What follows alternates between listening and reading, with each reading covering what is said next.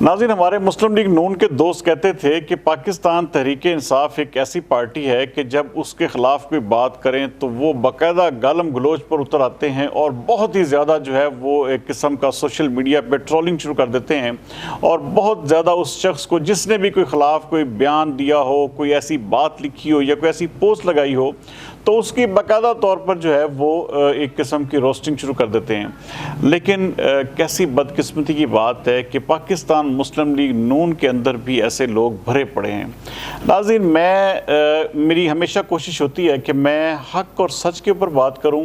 और अगर कोई किसी जगह पर भी किसी की हक़ तलफ़ी हो रही है, किसी के साथ कोई ज़्यादती हो रही है, जुल्म हो रहा है, तो उसके ख़िलाफ़ उनकी आवाज़ में मैं अपनी आवाज़ भी शामिल करूं कि हो सकता है कि शायद मेरे कुछ कहने से उनका कोई भला हो जाए। मैं पिछले चंद अरसे से जब से ये सरकारी मुलाजमीन का इशू शुरू हुआ है, मैंने मुसलसल कोशिश की कि मैं इन लोगों का साथ भी दूं और इन लोगों के हक़ में जितना कुछ मैं बोल सकता हूं या मैं अपनी आवाज़ जहां तक पहुंचा सकता हूं पहुंचाऊं। लेकिन कैसी बदकिस्मती की बात है कि यहाँ पर भी अब मलिक अहमद ख़ान साहब को हमने कौन सा ऐसा बुरा भला कहा या कौन सी ऐसी बात कही कि मुसलसल लोग हमें इस तरह के मैसेजेस के जी आप मलिक अहमद ख़ान के ख़िलाफ़ बात कर रहे हैं। जी भाई, इसमें मलिक अहमद ख़ान कौन सा आसमानों से उतरे हुए हैं कि जो उनके हवाले से बात नहीं हो सकती। मैंने उनके ख़िलाफ़ कोई ऐसी बात नहीं की जिससे ये ज़ाहिर हो कि मैंने उनकी ज़ात को कोई निशाना बनाया। भाई, एक ज़िम्मेदारी ली है उन्होंने, मेरा ये फ़र्ज़ बनता है और मेरे समेत लाखों जो सरकारी मुलाजमीन हैं उनका ये हक़ है कि वो उनसे पूछें कि भाई आप वहाँ से ज़िम्मेदारी लेकर गए थे, आपने एक ज़िम्मेदारी लेकर वहाँ से सबको भेजा था कि जी ये मैं ज़िम्मेदार हूँ और ये आपके तमाम मुतालबात जो हैं हर सूरत में मैं पहुँचाऊँगा आगे, और इसके ऊपर जो है हर सूरत में इनकी मंजूरी लूँगा और आपको नोटिफिकेशन दूँगा। नाज़रीन, पिछले एक हफ़्ते से कम एक हफ़्ता गुजर चुका है ये जो पंजाब काबीना का इजलास हुआ, और उस इजलास में ये फ़ैसला भी कर लिया गया था कि जी तनख्वाहें बढ़ाई जाएंगी और पेंशन में भी इजाफा किया जाएगा। लेकिन एक हफ़्ता गुजर जाने के बावजूद वो जो एक फ़ैसला था या वो जो जिसे मैं कल कह रहा था कि मिनट्स ऑफ मीटिंग, ऐसे वो कोई ऐसी कोई तोप चीज़ है कि शायद वो अभी तक वो नहीं पहुंचाए जा सके। तो ये जिम्मेदारी तमाम की तमाम मलिक अहमद ख़ान की थी और मलिक अहमद ख़ान ही इसके ज़िम्मेदार हैं। ये नहीं हो सकता कि मलिक अहमद ख़ान कहें जी कि मैं इस चीज़ से अब बरी ज़िम्मा होता हूँ, या वो पीछे हट जाएँ, या फिर सिर्फ उनका फोकस ये हो कि जी इतवार वाले दिन शहबाज शरीफ साहब ने यहाँ पर आना है तो तमाम सरकारी मुलाजमीन पहले मेरे जो है आस्ताना आलिया पे हाज़िरी दें, उसके बाद जो है वो इस हवाले से सोचा जाएगा। तो ये बड़ी गलत बात है। और इस हवाले से यहाँ पर बहुत अच्छे लोग भी हैं, बहुत अच्छे ऐसे मुलाजमीन या ऐसे हमारे दोस्त भी हैं जो हमारा हौसला बढ़ाते हैं। वो हमें कहते हैं कि जी आप एक अच्छी काज के लिए और अच्छे मकसद के लिए सच बोल रहे हैं। तो इसमें कौन सी ऐसी चीज़ है जो मलिक अहमद ख़ान साहब की शान में गुस्ताखी होगी कि भाई ये जिम्मेदारी है उनकी, ये काम उन्होंने ही करना है। या तो उन्होंने इन मुलाजमीन को वहाँ से ना उठाया होता, या तो वो इस चीज़ से कहें जी कि मैं बिल्कुल भी अब जिम्मेदार नहीं हूँ, मैं इस हवाले से कतई तौर पर जी अपने अल्फाज या वो अपना जो कहा है वो वापस लेता हूँ। तो वो अलग बात है, फिर हम इनका नाम भी नहीं लेंगे, इनकी तस्वीर भी नहीं लगाएंगे, इनके हवाले से कोई जिसे कहते हैं कि इनको मौजू गुफ्तगू भी नहीं बनाएंगे। लेकिन जब तक ये मसला जो है ये लटका हुआ है, हम इसके ऊपर बात भी करेंगे और मलिक अहमद ख़ान साहब को मुसलसल जो है वो इस हवाले से हम वो पिन पॉइंट करते रहेंगे तमाम तर चीज़ें। और जब तक ये सरकारी मुलाजमीन के मसाइल हल नहीं होते, मैं हर सूरत में ये इन प्रोग्रामों का सिलसिला भी जारी रखूँगा। और मलिक अहमद ख़ान साहब के सपोर्टरान या उनके जो एक हमायती हमारे दोस्त हैं, अगर उनको कोई इस बात से तकलीफ पहुंचती है तो भाई पहुंचती रहे, मैं इसमें मेरा क्या, मैं तो एक जर्नलिस्ट हूं और पिछले मैं तकरीबन कोई 20-22 साल से शोबा जर्नलिज्म से वाबस्ता हूं। मेरा कोई ना सरकारी मुलाजमत या सरकारी मुलाजमों से ताल्लुक़ है ना मेरा मकसद सिर्फ ये होता है कि मैं किसी तरह से भी तमाम जो अहबाब, जो वो लोग जो बेचारे पिसा हुआ तबका है या वो लोग जिनकी आवाज़ कोई नहीं बनता, तो मैं उनकी आवाज़ बनूं। तो ये कोई ऐसा इशू नहीं था जिसको सिर्फ और सिर्फ पोलिटिसाइज किया जा रहा है। वो लॉलीपॉप वाली बात है कि लॉलीपॉप दिया जा रहा है और मुसलसल जो है उनको जानबूझकर जो है सरकारी मुलाजमीन के साथ ये ज़्यादती की जा रही है। क्योंकि बहुत सारे लोग, मैं बार बार कह रहा हूँ कि रिटायरमेंट की जब जो उनकी डेट جو ہے وہ پہنچی ہوئی ہے, تو وہ صرف اس وجہ سے اب ریٹائرمنٹ نہیں لے سکتے کیونکہ وہ قانون جو ہے وہ پچھلا چل رہا ہے. وہ اگلا قانون یہ نوٹیفکیشن آئے تو کم از کم ان کو بھی کلیئرٹی ہو کہ بھائی ان کو جو ہے وہ گریجویٹی کس بیس پر ملے گی, ان کو پینشن کس بیس پر ملے گی. تو یہ بہت ساری چیزیں ہیں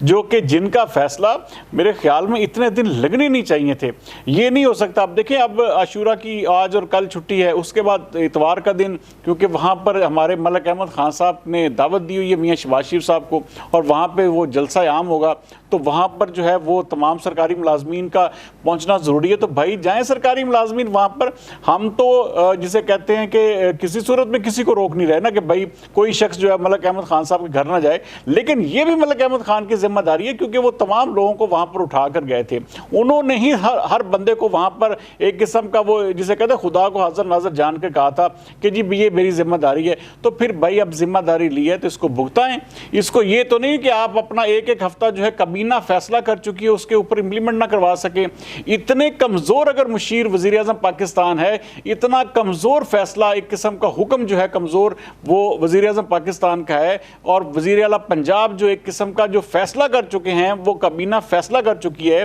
وہ اتنی کمزور ہے. اور یہ جو سیکٹری یا فائنانس ڈپارٹمنٹ جو ہے وہ اتنا تگڑا ہے کہ وہ ابھی تک نوٹیفیکیشن نہیں کر رہا, یا ابھی تک وہ جسے کہتے ہیں اس کے